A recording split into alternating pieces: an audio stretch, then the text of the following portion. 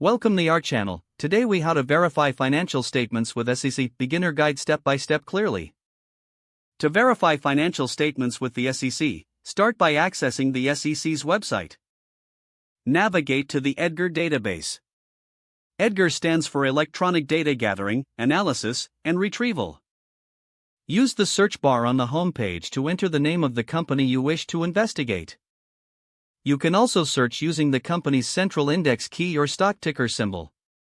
Once you find the company, click on its name to view available documents. Look for filings labeled as 10K or 10Q. A 10K is an annual report, while a 10Q is a quarterly report. These documents contain detailed financial information about the company. Examine the financial statements section within these filings. This section typically includes the income statement, balance sheet, and cash flow statement. Review the notes accompanying these statements for additional context and clarification. Pay attention to the auditor's opinion in the report.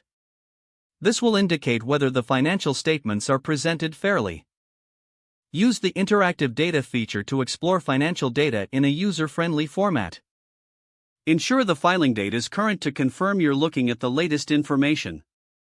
If needed, use the Compare feature to analyze changes over multiple periods. For deeper analysis, consider downloading the filings in Excel or PDF format. Evaluate any risk factors that the company has disclosed. These factors can provide insight into potential issues affecting financial health. Look for management discussion and analysis in the report.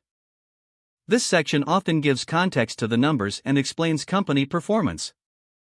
Take note of any significant events or disclosures mentioned. Finally, if you have specific questions, review the SEC's resources or consult with a financial advisor. By following these steps, you can confidently verify financial statements using the SEC's resources. If the page does not load, refresh the browser or try again in a private or incognito window. Make sure you are using the correct email address, then retype it carefully to avoid small typos. If your password is not accepted, use the reset option and create a new strong password you can remember. Don't forget to like this video and subscribe to our channel for more step-by-step tech guides.